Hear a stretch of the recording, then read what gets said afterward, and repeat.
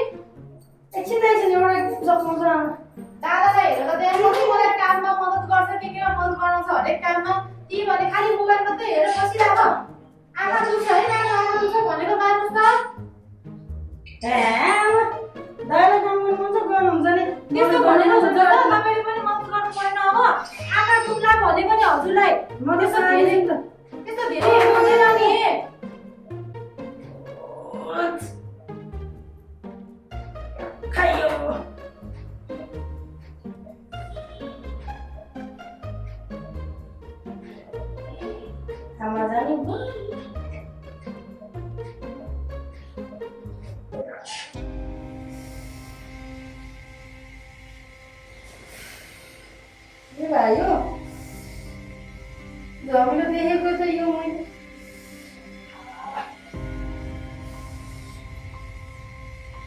मैले के भयो आवाजमा सुनेको मैले त के भएको यो पुरो के दियो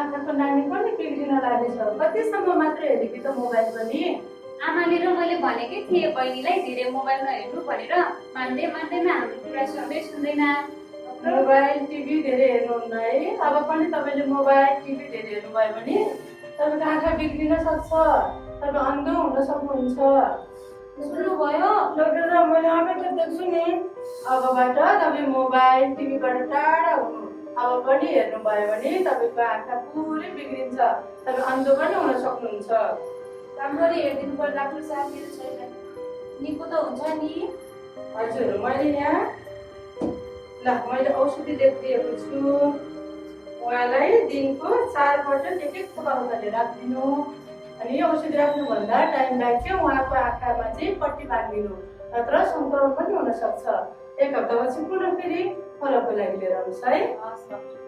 पट्टी नै बाँध्नुपर्ने भएछ आमा। हेर भनेको मानेन देख्यो अब। पोलो एकछिन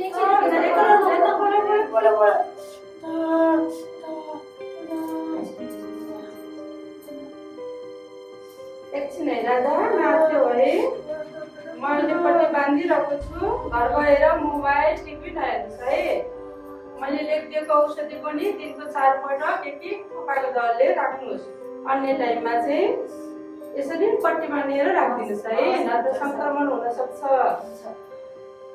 राधा, आमाको र मेरो कुरा सुनेन, अहिले गाह्रो भयो नि। अब 1 हप्तापछि उहाँलाई लिएर आउनुहोस् है। मैले त केही देखेन दाइ। भयो, अब भयो नि, बिस्तारै निको हुन्छ नि। बिस्तारै गरी।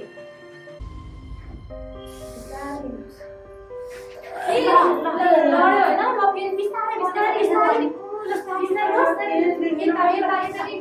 अगाडि बिस्तारै।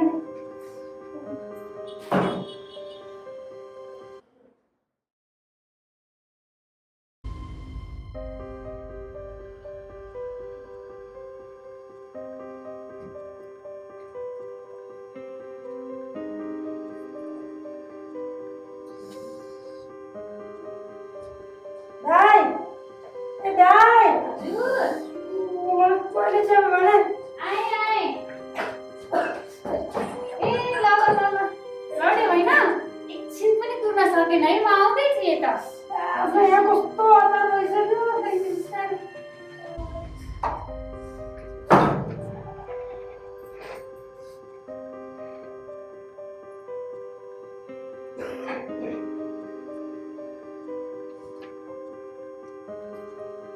अब बिस्तारै हिँड, अघि त्यस्तै लड्लाउने। केही देख्नु आँखामा पट्टी छ नि त, त्यही भएर। बस, म तिम्रो लागि खाजा लिएर आइदिन्छु।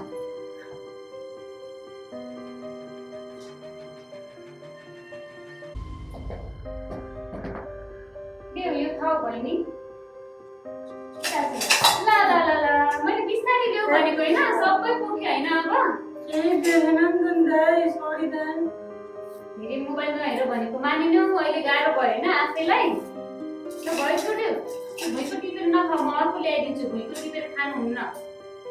म आमासँग भनेर अर्को फेरि मागेर ल्याइदिन्छ। तिमी एकछिन आराम गर्दै गर। ल हेर, पानी पनि पोख्यो। एकैछिन रोग, म दिन्छु भन्दै थिएँ त। जे कुरा पनि हतार गर्छु यस्तो बेलामा। रोग, म सबै सफा गरिदिन्छु।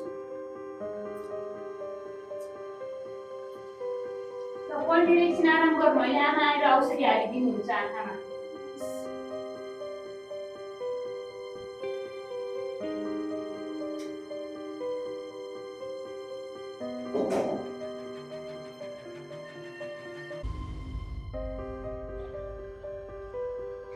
औषधि हाल्ने बेला भयो होला नि छोरा? भइसक्यो। नानु सुतेको हो, उठ्नुहोस् न। औषधि लाउनु बेला बस आरामसित बस्छ त, औषधि राख्नको लागि। बिस्तारै।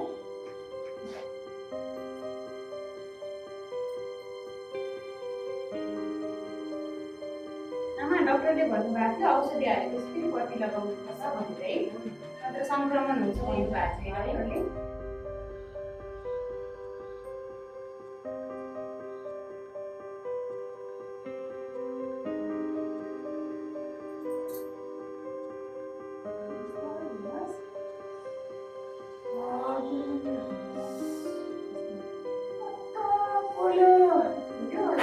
एकछिन सकिहाल्यो। गर्नुपर्छ नि, आँखा ठिक गर्नु परेन। अहिले त पुलिस नि।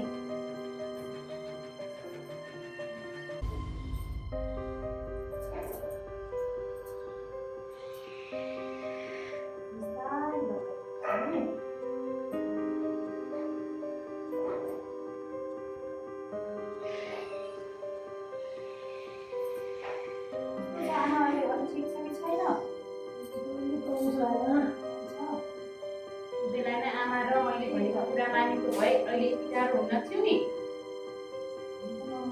गाह्रो पर्नु बिस्तारै सुन त नानी बिस्तारै बिस्तारै ल अब एकछिन रेस्ट गर हस्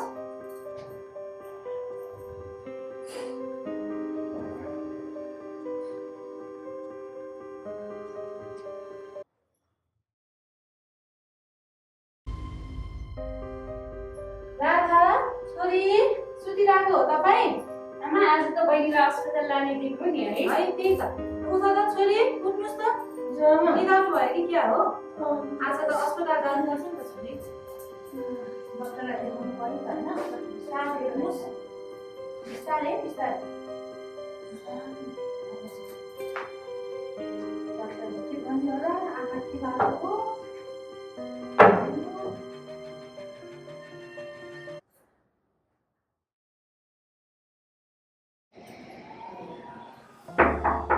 Come in.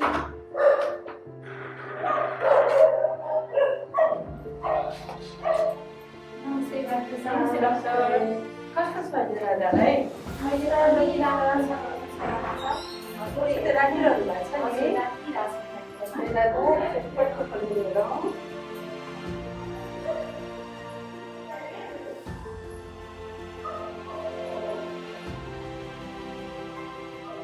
बिस्तारै आँखा खोल्नु त राजा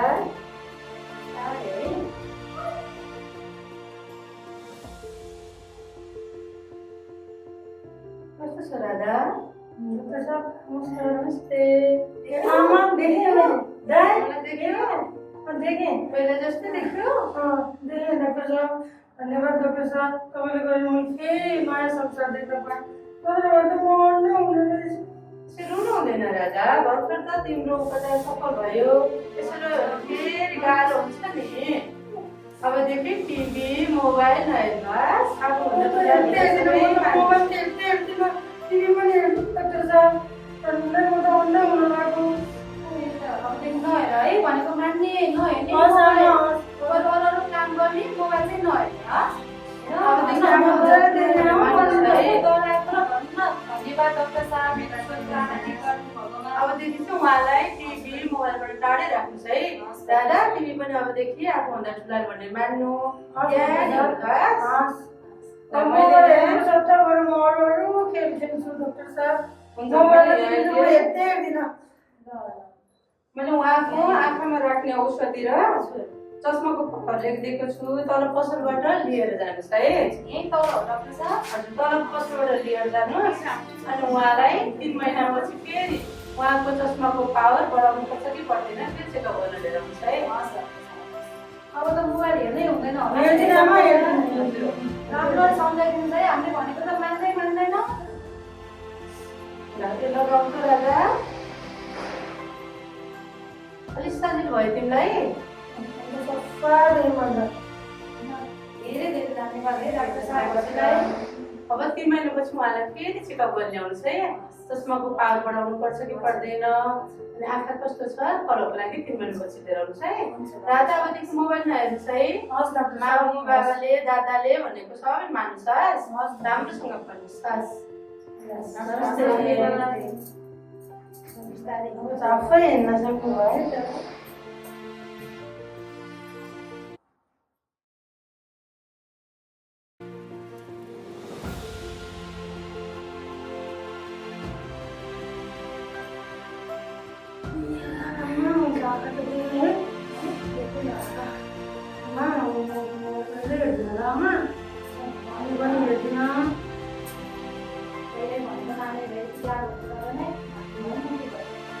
मानेको भए मैले यस्तो आँखा बस्नै पर्दैन थियो त्यो चस्मा लाउनै पर्दैन थियो तपाईँले दाइले आमाले भनेको नमानेर त यस्तो हो डाक्टर साहबले पनि भन्नु भइसक्यो नि त्यहाँ मोबाइल धेरै हेरेर मेरो आमा बिग्रेको रे नि झन्डै अन्डो हुन लाग्यो रे तपाईँले समयमै हस्पिटल नलानु भएको भए त म त अन्डै हुने पो रहेछु त नि आमा त्यही त अब त बुझ्नु भयो नि होइन तपाईँले बुझेँ अबदेखि मोबाइल नहेर्ने टिभी पनि नहेर्ने हस् यस्तो मोबाइल टिभी हेर्ने टाइममा बरु अरू कामहरू गर्नु खेल्नु दिदीसँग खेल्नु दाइसँग खेल्नु साथीहरूसँग खेल्नु उहाँहरूसँग पढ्नु पनि पढ्यो होमवर्क पनि सघाउने मलाई पनि यसो भाषाहरू सघाउनु धेरै मोबाइल चाहिँ नहेर्नु है अबदेखि धेरै मोबाइल